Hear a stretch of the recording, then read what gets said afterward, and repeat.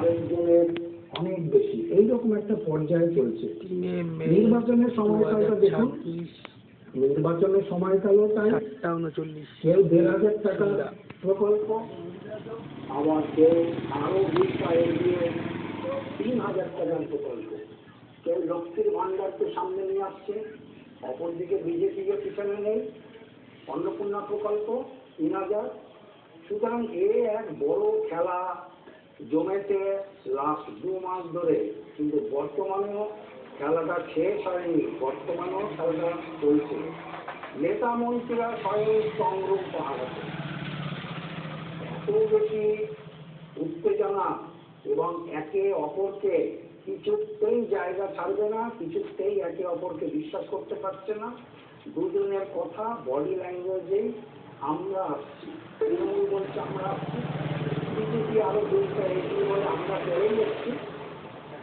BJP সরকার গঠন করছে, এটা নিশ্চিত মানুষ যে রায় দিয়েছে সব বিজেপির পক্ষে রায় গেছে। সুতরাং এইরকম একটা পরিস্থিতি পশ্চিমবঙ্গের নির্বাচন হয়ে যাওয়ার পরে চলছে, কিন্তু মাত্র বাকি আছে আর ২৪ ঘন্টা। সাধারণ মানুষও নেতা মন্ত্রীদের এই সকল কথাতে বুঝে উঠতে পারছে না, এবং ওপিনিয়ন পোল, এক্সিট পোল, তাদেরও যদি রিপোর্টগুলি ধরে ধরে দেখা যায়, সেখানে তাদেরও সমীক্ষাতে দ্বিধাবিভক্ত অবস্থাতে আছে। প্রথম দিকে একরকম, শেষের দিকে আরেক রকম, এক একটা সংস্থার সমীক্ষায় এক এক রকম আসছে।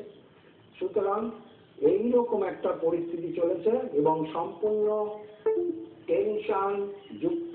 যতই বলুক নেতা মন্ত্রীরা, যতই বলুক যে টেনশন নেই, কিন্তু প্রবল টেনশনের মধ্য দিয়ে পশ্চিমবঙ্গের সব নেতা মন্ত্রীরা চলেছে।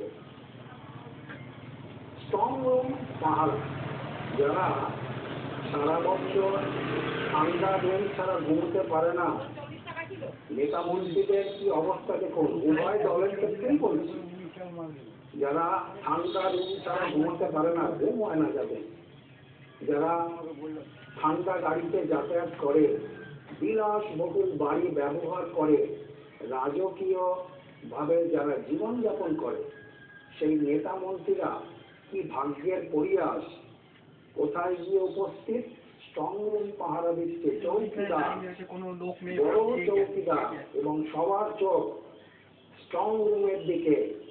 রৌদ্র, জল, বৃষ্টি উপেক্ষা করে খোলা আকাশের নিচে ২ দলের নেতা মন্ত্রীরা অবস্থান করেছে স্ট্রং রুমের পাহারায়। চোখের নজর মনিটরের দিকে, পাখির চোখ। স্ট্রং রুমে কে আসছে, কে যাচ্ছে, স্ট্রং রুমের নিচে ঢুকে নেই তো, কেউ আবার ব্যালট বাক্স নিয়ে পালাবে না তো। সুতরাং চিন্তা থেকে চিন্তা ক্রমশই বেড়ে চলেছে। উল্টো দিকে আমি অ্যাস্ট্রোলজার বেদান্ত, আমার ইউটিউব এবং ফেসবুক চ্যানেলে আমি নির্বাচন সম্বন্ধে ভবিষ্যৎবাণী আমি আগেও দিয়েছিলাম, এবং একাধিক নির্বাচনের ভবিষ্যৎবাণী আমার চ্যানেলে ছিল। এটা আপনারা সার্চিং করলে পেয়ে যাবেন।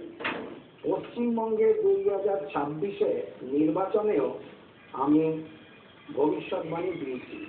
সুতরাং লাস্ট ২৪ ঘন্টার টেনশন তো চলছেই, নেতা মন্ত্রীদের টেনশন চলছে, কর্মীদের টেনশন চলছে, ছোট বড় মেজ সব নেতা কর্মীদের